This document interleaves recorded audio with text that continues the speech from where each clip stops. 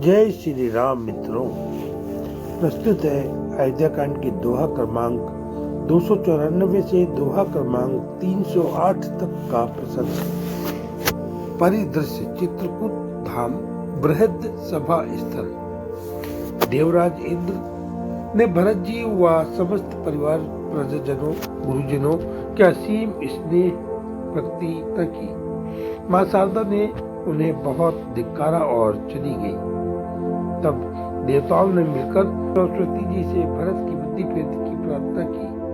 माँ शारदा ने उन्हें बहुत धिक्कारा और चली गई। तब देवताओं ने मिलकर स्वयं ही छल प्रपंच करके भय भ्रम अरुचि उच्चाटन आदि का प्रयोग कर। यहाँ सभा में गुरुदेव वशिष्ठ जी राम जी से कहते हैं कि हे राम, मेरे भरत जी और जनक जी के बीच बहुत विचार विमर्श हुआ, लेकिन हम कुछ भी निश्चित नहीं कर पाए। अब भरत के सुझाव अनुसार हम सभी लोग आपके पास कुछ निश्चित निष्कर्ष पाने हेतु आए हैं। राम जी कहते हैं कि सर्वसमर्थ आप एवं महाज्ञानी महाराज मिथिलेश्वर के होते हुए मेरा कुछ भी कहना शुभ नहीं है। मैं आपके चरणों की सौगंध खाता हूँ कि आप जो भी आप आज्ञा प्रदान करेंगे वह सबको मान्य होगा। प्रभु के वचनों को सुनकर गुरुदेव व जनक जी सकुचाकर भरत जी की ओर देखने लगे। भरत जी उनका इशारा समझ हाथ जोड़ सबको प्रणाम कर सरस्वती जी का विशेष तौर पर स्मरण कर श्री सीताराम जी के चरणों की वंदना के बाद बहुत संकोच पूर्वक अपना आदित्य भाषण प्रारंभ करते हैं। भरत जी का यह भाषण पूरे चित्रकूट वृत्तांत का, पूरे अवध के घटनाक्रम का, भरत जी की भक्ति एवं भाव का सार है।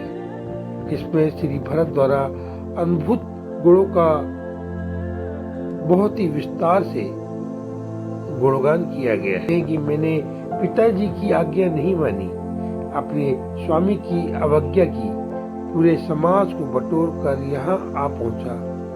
दयालु स्वामी ने मेरी इस दुष्टता को भी प्रेम भावना का नाम देकर मुझे सराहा। भरत जी एक सूत्र देते हैं कि स्वामी की सबसे अच्छी और बड़ी सेवा उनकी आज्ञा का पालन करना होता है।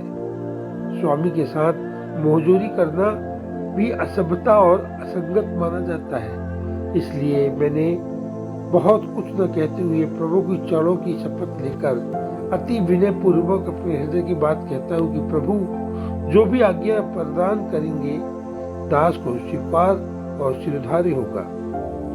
इतना कहकर भरत जी प्रभु के चरणों से लिपट गए।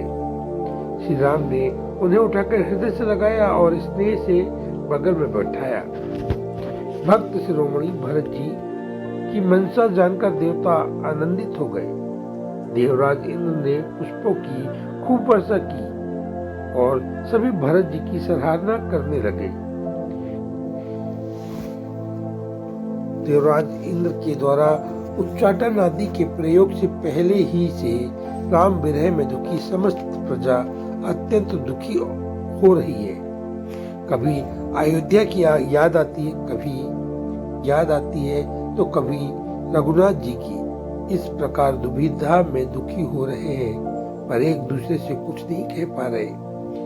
महाराज जनक गुरुवरों महामुनियों ज्ञानियों साधु संतों आदि को यह माया नहीं व्यापी।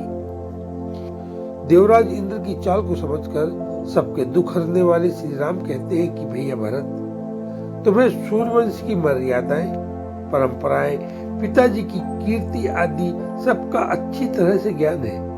शास्त्र वेदों को भी खूब जानते हो। महाराज की आशा है देवासन से यह सब उत्पन्न हुआ है। गुरुजी ने हमें संभाल लिया है। उनकी कृपा से आज हम सब बच गए, नहीं तो बर्बाद हो जाते। अब भी उन्हीं की कृपा का हमें सहारा है। कृपया समस्त वह कृपा समस्त राजकाज प्रजा की देखभाल अक्षर आदि सब पर करेंगे, ऐसा हमें विश्वास है।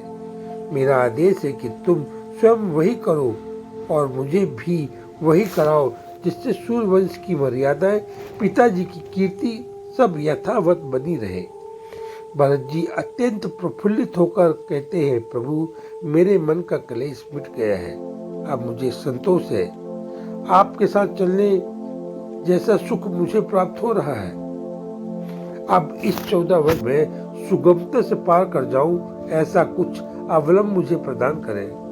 प्रभु मेरा एक मनोरथ है, आपके राज तिलक के लिए समस्त तीर्थों का जल लाया गया है, उसे कहाँ स्थापित करें इसका निर्देश दे। राम जी कहते हैं, भरत इस चित्रकूट के संरक्षक महामुनि यानी अत्रि जी के आश्रम पर जाएं, वे जैसा निर्देश करें उसके अनुसार इस जल को स्थापित करें। भरत राम जी के संवाद को सुनकर देवता अत्यधिक प्रसन्न हो फूलों की वर्षा करने लगे। सियावर रामचंद्र की जय।